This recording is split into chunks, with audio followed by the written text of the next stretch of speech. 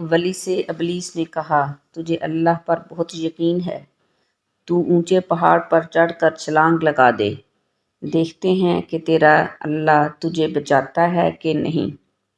ولی نے جواب دیا، یہ اللہ کا کام ہے کہ مجھے آزمائے، اور میرا کام نہیں کہ میں اپنے سچے رب کو آزماؤں۔ رابعہ بصری سے کسی نے پوچھا کہ کیا گناہ گار کی توبہ قبول ہوتی ہے؟ فرمایا، انسان اس وقت تک توبہ کر ہی نہیں سکتا جب تک اللہ توفیق نہ دے، اور جب توفیق مل جائے پھر قبولیت میں کوئی شک نہیں رہتا۔ سورہ یوسف کا انتہائی پیارا سبق۔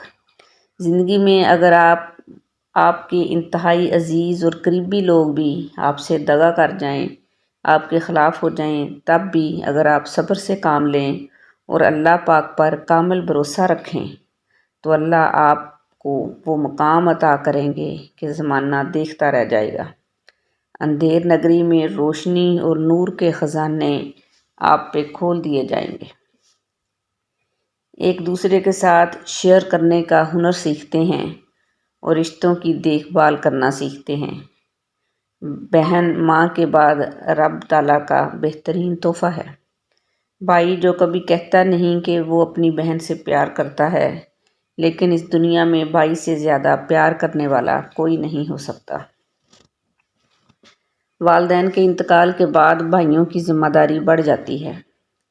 والدین کے انتقال کے بعد بہنوں کو بھائیوں کا آسرا ہوتا ہے، لہٰذا کبھی بھی اپنی بہنوں کو اکیلے پن کا احساس نہ ہونے دیں۔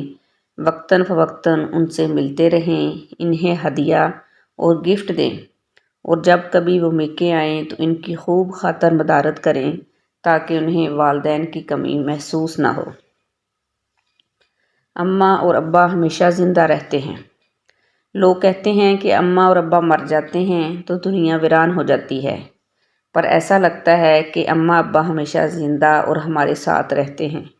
حقیقت یہ ہے، کسی بھائی کی آنکھیں بابا جیسی ہوتی ہیں تو کسی بہن کا چہرہ اماں کی طرح، کوئی بابا کی طرح مسکراتا ہے تو کسی بہن کے ہاتھ میں اماں جیسی لذت۔ اگر کبھی اماں ابا کی یاد آئے تو سب بہن بھائی مل کر بیٹھ جائیں، کسی کے چہرے میں ماں مسکراتی نظر آئے گی اور کسی کی باتوں میں والد کا لہجہ سنائی دے گا۔ نبی کریم صلی اللہ علیہ وآلہ وسلم نے فرمایا، پل صراط جہنم کے بیچوں بیچ رکھا جائے گا، اور میں اپنی امت کے ساتھ اس سے گزرنے والا سب سے پہلا رسول ہوں گا۔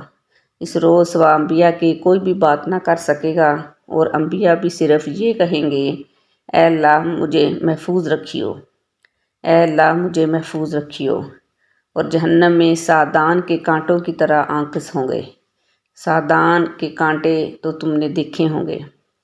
صحابہ رضی اللہ عنہ نے عرض کیا کہ ہاں۔ آپ نے فرمایا، تو وہ سادان کے کانٹوں کی طرح ہوں گے، البتہ ان کے طول و عرض کو سوا اللہ تعالیٰ کے اور کوئی نہیں جانتا۔ آنکس لوگوں کو ان کے اعمال کے مطابق کھینچ لیں گے۔ بہت سے لوگ اپنے عمل کی وجہ سے ہلاک ہوں گے اور بہت سے ٹکڑے ٹکڑے ہو جائیں گے، پھر ان کی نجات ہوگی۔